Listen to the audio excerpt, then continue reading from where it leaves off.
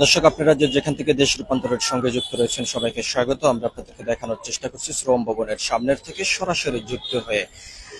আজকে এই শ্রম ভবনের সামনে ব্যাপক আইন শৃঙ্খলা রক্ষাকার বাহিনীর জোরদার আমরা দেখতে পাচ্ছি। তবে আজকের জোরদারটি যে আউটসোর্সিং কর্মচারী যারা রয়েছেন তারা দীর্ঘ 1 মাস পর্যন্ত শ্রম ভবনের সামনে অবস্থান করে তারা বিভিন্ন দাবি নিয়ে কর্মসূচি তারা চালিয়ে যাচ্ছেন এবং সেই কর্মসূচিকে ঘিরে আজকে একটি তারা বিক্ষোভের ডাক দিয়েছেন এবং সেই থেকে তারা সচিবালয় ঘেরাও করার কথা রয়েছে। তবে সেই কর্মসূচিকে ঘিরে ব্যাপক আইন শৃঙ্খলা রক্ষাকার বাহিনীর আমরা এখানে জোরদার দেখতে পাচ্ছি। আমরা আপনাদেরকে আরেকটি বিষয়টা জানিয়ে রাখতে চাই যে আউটসোর্সিং কর্মচারীরা তারা যেমনটি আজকে দাবি করছেন যে বারবার সরকার তাদেরকে আশ্বস্ত করলে এখনো পর্যন্ত কোনোভাবেই সেই আশ্বস্তের আলো দেখেননি, যার কারণে তারা সচিবালয় ঘেরাও করার কর্মসূচির ডাক দিয়েছেন। শ্রম ভবনের সামনের থেকে একটি বিক্ষোভ মিছিল নিয়ে সচিবালয়ের সামনে তারা যাওয়ার কথা এমনটি কিন্তু তারা জানিয়েছেন এবং তারা বারবার যেমনটি বলেছেন ঠিকাদার দাসত্ব থেকে মুক্তি পেতে তারা এই আন্দোলন চালিয়ে যাচ্ছেন। আমরা আপনাদেরকে একটু দেখানোর চেষ্টা করছি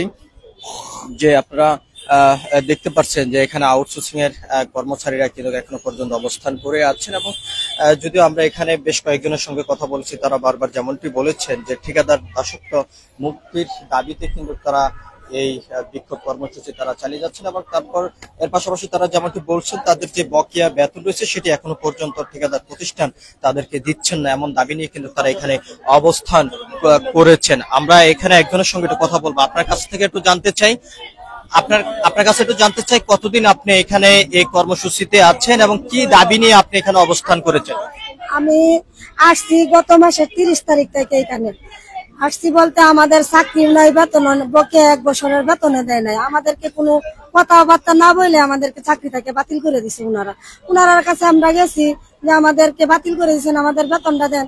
উনারা আমাদের হাসপাতালের সিভিল সার্জনে বলে যে আমরা কেন বেতন দিব ঠিকাদারে, আমরা তো এইসব জানি না, তোমরা চাকরির ব্যাপারে আমরা জানি না, বেতন দিব ঠিকাদারে, তো তোমরা আমি কি বলবো এই কথা বললে আমরা চাকরি থেকে বিদায় করে দিছে। আমরা মানে নেত্রকোনা ডিস্ট্রিক্ট থেকে 10টা থানার লোকে আমরা সবাই আছি।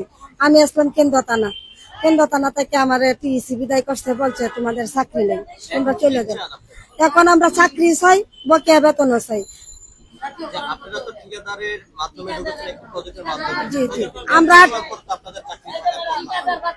আমরা তো এই কথা বলছে না যে তোমাদের ঠিকাদার প্রজেক্ট শেষ হয়েছে, তোমাদের চাকরি নাই, আমাদেরকে এই কথা বলছে উনারা।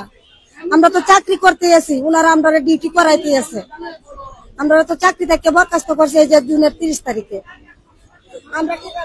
আমরা কথা বলছিলাম এখানে এই আউটসোর্সিং কর্মচারীদের যারা এখানে অবস্থান করে আছেন তাদের ভিতরে একজনের সঙ্গে আমরা কথা বলেছি। তারা যেমনটি বলেছেন যে ঠিকাদার প্রতিষ্ঠান তাদের বকেয়া বিল দিচ্ছেন না, এমনটি কিন্তু তারা অভিযোগ করে বলছেন। আমরা যদি একটু দেশ রূপান্তর ক্যামেরার মাধ্যমে যদি একটু ভিতরের রূপটি যদি আমরা আপনাদেরকে একটু দেখানোর চেষ্টা করছি, তবে আজকে ব্যাপক আইন শৃঙ্খলা রক্ষাকার বাহিনীর জোরদার আমরা দেখতে পাচ্ছি শ্রম ভবনের সামনে। যদিও প্রশাসনের পক্ষ থেকে তারা যেমনটি বলেছেন, আমরা যদি তাদের সঙ্গে কথা বলেছি, তারা যেমনটি বলেছেন যে এই আউটসোর্সিং কর্মচারীদের বিক্ষোভ কর্মসূচিকে ঘিরে আজকে ব্যাপক আইন শৃঙ্খলা রক্ষাকার বাহিনীর যে তৎপরতা সেটি কিন্তু এখানে রয়েছে, এমনটি কিন্তু তারা আমাদেরকে জানিয়েছেন। যদিও এখান থেকে আউটসোর্সিং কর্মচারীরা তারা বারবার যেমনটি বলছেন তাদের বকেয়া বেতন এবং ঠিকাদার দাসত্ব মুক্তির দাবিতে তারা দীর্ঘ 1 মাস পর্যন্ত এখানে এই বিক্ষোভ কর্মসূচি তারা চালিয়ে যাচ্ছেন। যদিও তারা বারবার রাজপথে অবস্থান করেছেন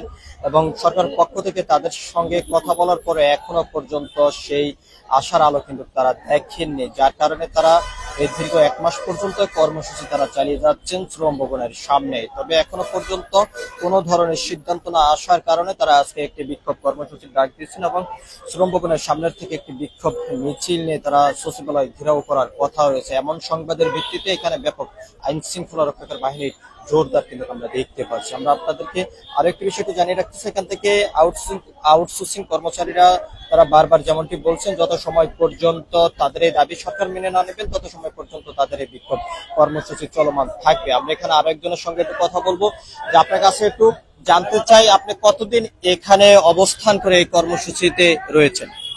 আমরা 32 দিন যাবত আমরা এখানে অবস্থান করতেছি, কোথাও না দেন মশার কামড়, সব দিকে আপনার কষ্ট। কারণ বলছি না, পাক্কার মধ্যে আমাদের মাজা ব্যথা হিসেবে হচ্ছে। এখানে দেন মশার কামড় 101। আমরা ঠিকাদার মুক্ত চাই, হ্যাঁ, আমাদের চাকরি ফেরত চাই, আর 1 বছরের বেতন আমরা চাই। সরকারের কাছে একই আমরা দাবি। সরকার আপনাদের দাবি যদি না মানে আপনারা কি করবেন? আমরা এখান থেকে কখনো যাব না, এখানে থাকবাম। যদি মৃত্যু হয় এখানে মৃত্যুবরণ করবো রাস্তা, তারপর বাসায় চলে যাব না। আমরা কথা বলছিলাম এখানে আউটসোর্সিং যে সকল কর্মচারীরা রয়েছেন তাদের সঙ্গে। তারা যেমনটি বলছেন, যত সময় পর্যন্ত সরকার তাদের এই দাবি মেনে না নেবেন তত সময় পর্যন্ত তারা এখানে এই অবস্থান কর্মসূচি তারা চালিয়ে যাবেন। আমরা আপনাদেরকে আরেকটি বিষয়টি জানিয়ে রাখতে চাই, তারা বারবার যেমনটি বলছেন যে 1 বছর যে বকেয়া বিল ঠিকাদার প্রতিষ্ঠানের কাছে রয়েছে সেই বকেয়া বিল পরিশোধ করতে হবে এবং চাকরি স্থায়ীকরণ করতে হবে। এর পাশাপাশি যে ঠিকাদার যে দাসত্বের ভিতরে তারা রয়েছেন সেখান থেকে তারা মুক্তি চান, এমনটি কিন্তু এখান থেকে আউটসোর্সিং কর্মচারীরা বলছেন। সবকিছু মিলিয়ে এই ছিল এখনকার মতন আমার কাছে সর্বশেষ। পরবর্তী আপডেট পেতে দেশ রূপান্তরের সঙ্গে থাকুন। ধন্যবাদ সবাইকে।